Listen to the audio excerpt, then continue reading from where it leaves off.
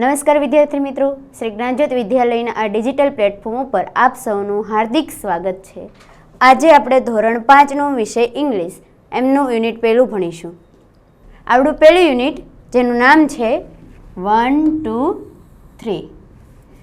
1 2 3 એ number છે. તો number 1 એટલે શું થાય, 2 એટલે શું થાય જોઈશું પહેલાં. તો 1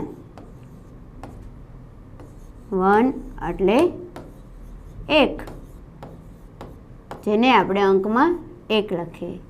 પછી છે 2, તો TWO 2 એટલે 2, જેને અંકમાં આપણે આ રીતે લખીશું. 3, તો THREE 3 એટલે 3, જેને અંકમાં આપણે આ રીતે લખીશું. તો આપણે 1 2 અને 3 કોને કહેવાય તે આપણે જોયું. તો આપણે જોયું પહેલાં 1 એટલે 1, 2 એટલે 2 અને 3 એટલે 3. તો સૌપ્રથમ આપણે ઇંગ્લિશની અંદર આપણે અંક શીખવાના છે. તો આપણે સૌપ્રથમ 1 2 3 એટલે કે 1 2 અને 3 1 2 અને 3 અંક વિશે શીખીશું. પછી આગળનું શીખીશું. તો 3 અંક વિશેની એક આપણે અહીંયા પોએમ છે એટલે કે કવિતા છે. કવિતા આપણે કઈ રીતે ભણીશું તો આપણે જોઈએ અને કઈ રીતના આપણે 1 2 અને 3 શીખીશું તે જાય. હવે આપણે અહીંયા રાઇમ્સ છે, એમનું નામ છે I have a little shop. I have a little shop. I એટલે કે મારી, હેવ એટલે પાસે, લિટલ એટલે નાની અને શોપ એટલે તો દુકાન. શું છે તો કે મારી પાસે નાની દુકાન છે. I have a little shop. મારી પાસે નાની દુકાન છે. હવે એની આગળ એક બાળક છે, એમની આગળ એક નાની દુકાન છે. નાની દુકાન છે તો નાની દુકાનની અંદર એ શું રાખે છે એ આપણે આ પોએમની અંદર જોઈશું. તો જોઈએ પહેલા આઈ have a little shop. I have a little shop. જેમ મેં તમને પહેલા સમજાવ્યું છે એ જ રીતે આઈ એટલે કે મારી, હેવ એટલે પાસે, લિટલ એટલે નાની અને શોપ એટલે દુકાન. શું થયું જોવો જોઈએ. મારી પાસે નાની દુકાન છે. I have a little shop. મારી પાસે નાની દુકાન છે.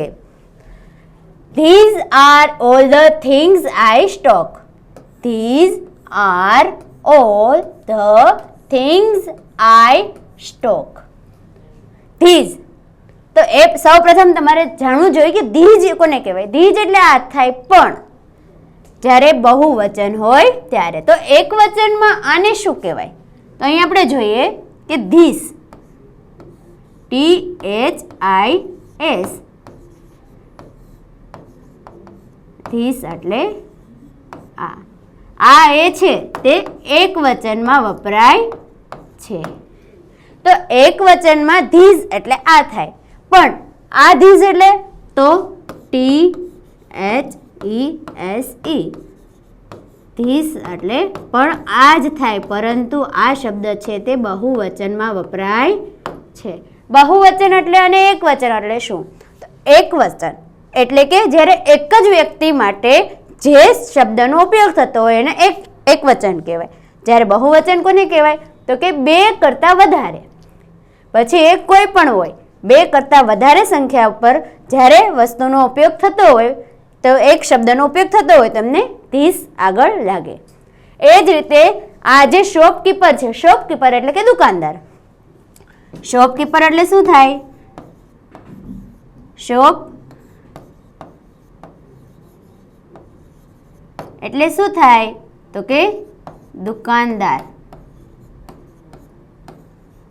આ દુકાનદાર આગળ કેટલી વસ્તુ છે એ આપણે જોવાનું છે. તો એમની આગળ ઘણી બધી વસ્તુ, એક વસ્તુ નથી, ઘણી બધી વસ્તુ છે, એટલા માટે ધીસ લાગે છે. અને જ્યારે ધીસ લાગે ત્યારે તેમની પાછળ શું લાગે? આર લાગે. એક વચન હોય તો ધીસની પાછળ ઇઝ લાગે, જ્યારે બહુવચન હોય તો આર લાગે. આર પણ એ જ રીતે છે કે એક કરતાં વધારે વસ્તુ હોય તો એમને આગળ આર લાગે. આ બંનેનો અર્થ સેમ થાય છે. ઇઝ એટલે પણ છે થાય અને આર એટલે પણ છે થાય છે. પરંતુ જ્યારે ઇઝ છે એ કોઈ પણ એક વસ્તુ માટે લાગે છે, જ્યારે આર છે એ બે કરતાં વધારે વસ્તુઓ માટે લાગે છે. તો બંનેનો અર્થ શું થાય છે. હવે આગળ જોઈએ. These are all the things I stock. તો things એટલે કે વસ્તુઓ. શું થાય?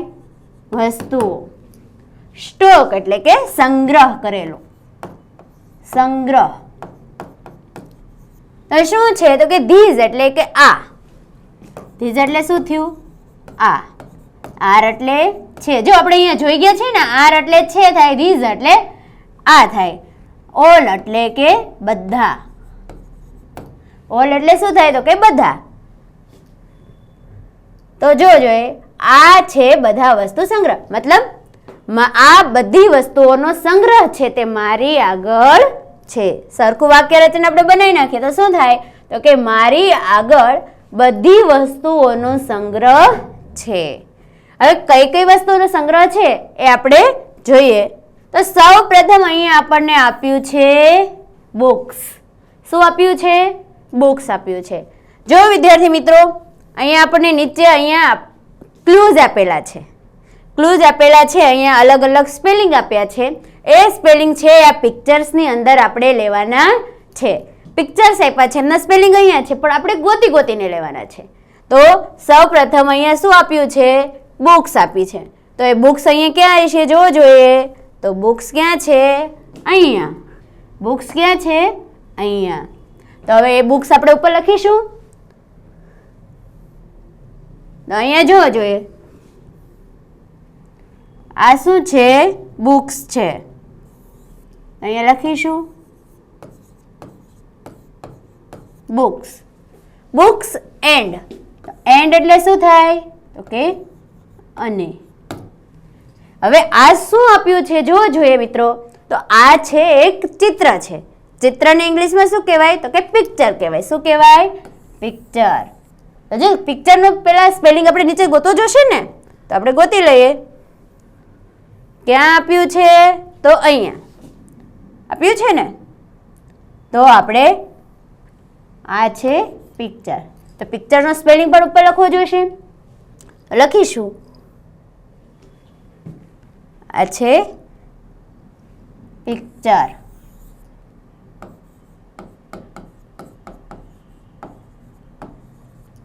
પિક્ચર્સ. અને આ શું છે? ગેમ્સ છે. શું છે? ગેમ્સ. ગેમ્સનું સ્પેલિંગ પણ આપણે લખવો જોઈશે.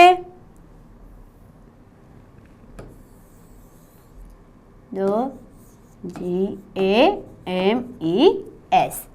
ગેમ્સ. ગેમ્સ એટલે કે રમત ગમતના સાધનો. એન્ડ એટલે કે અને. આ શું આપ્યું છે ખબર છે? તો આ છે રમકડા. અને રમકડાને શું કહેવાય? તો ટોયઝ. તો આનું નામ છે ટોયઝ. ટોયઝ. જોઈએ આપણે ફરીથી કે શું શું છે શોપની અંદર? Books and pictures, games and toys. શું છે?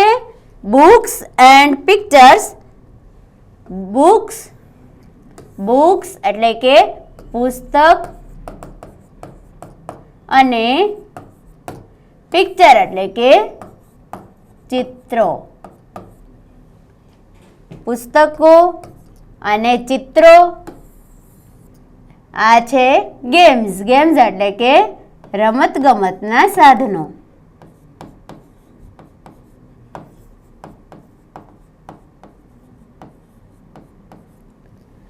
એન્ડ એટલે કે અને. આ શું છે? ટોયઝ. ટોયઝ એટલે કે રમકડા. જોવો જોઈએ એ શોપકીપર એટલે કે દુકાનદારને ત્યાં શું શું છે? તો કે પુસ્તકો છે એટલે કે બુક્સ છે, પિક્ચર્સ છે, ગેમ્સ છે અને ટોયઝ છે. એટલે કે પુસ્તકો છે, ચિત્રો છે, રમતગમતના સાધનો છે અને રમકડાઓ પણ છે. પછી અહીં આપ્યું છે મિન્ટ.